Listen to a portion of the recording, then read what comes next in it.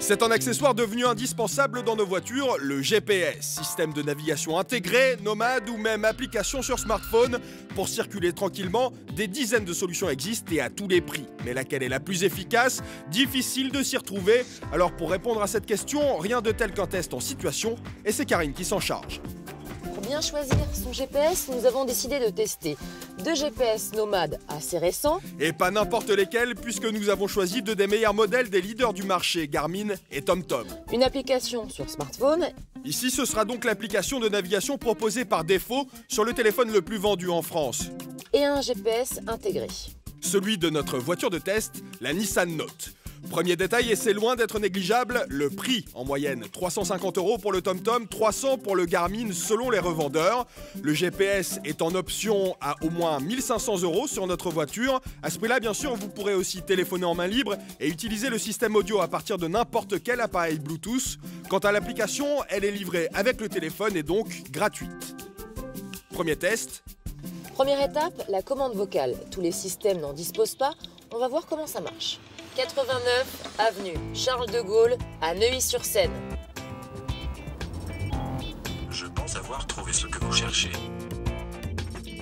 Voulez-vous dire 8, 9 avenue Charles de Gaulle, Neuilly? Les constructeurs auto proposent parfois la commande vocale, mais ce n'est pas le cas sur notre véhicule. Ici donc, léger avantage pour le téléphone qui affiche un itinéraire quelques secondes plus tôt que le seul de nos GPS nomades équipés de la commande vocale. Mais les deux appareils sont très efficaces et pour cause, cette fameuse commande vocale est une priorité pour les constructeurs de GPS. La commande vocale, c'est quelque chose qui est une vraie sécurité au volant où je vais pouvoir rester concentré sur ma route et parler directement à mon GPS pour lui dicter une adresse, pour chercher un point d'intérêt, pour répondre à un appel téléphonique, etc. Commande vocale. Dites une commande. Rechercher adresse. Prononcez une adresse de France. Donc cette fameuse commande vocale qu'on va continuer à améliorer et pour apporter toujours plus de précision quand on est au volant.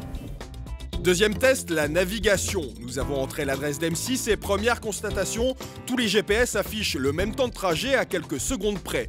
Mais le smartphone, lui, n'est pas tout à fait d'accord avec les autres appareils. Alors, ils sont tous raccords, celui-ci et les deux autres en haut. Alors celui-ci me dit de tourner à droite. Et oui, c'est souvent le problème avec ce genre d'applications. Elles sont gratuites, mais les mises à jour ne sont pas aussi fréquentes que sur nos GPS nomades. En l'occurrence, le smartphone n'est pas au courant que la route a récemment changé. On sait que le réseau routier, en France, il change à peu près de 15% par an. Donc on va dire qu'un produit, au bout de 2-3 ans, il est obsolète.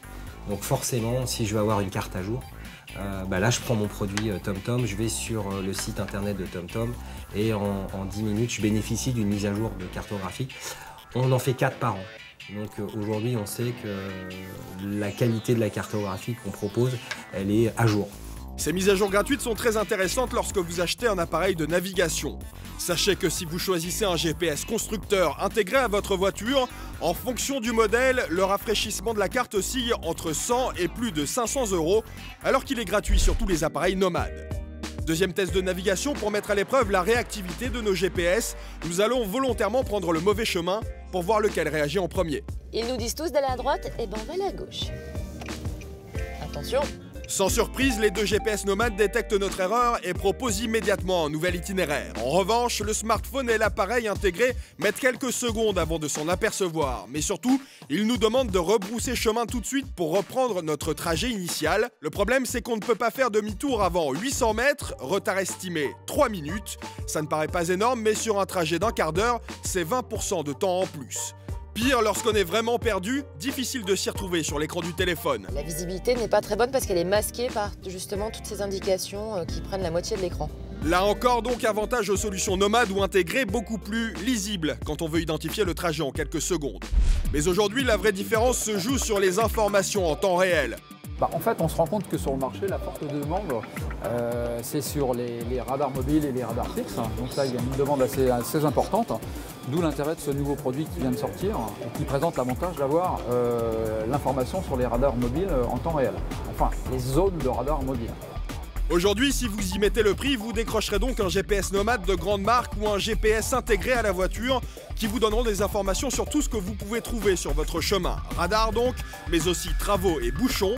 Les appareils sont connectés en permanence et recueillent les informations de plusieurs sources institutionnelles, médias et même des sources privées grâce au réseau d'utilisateurs.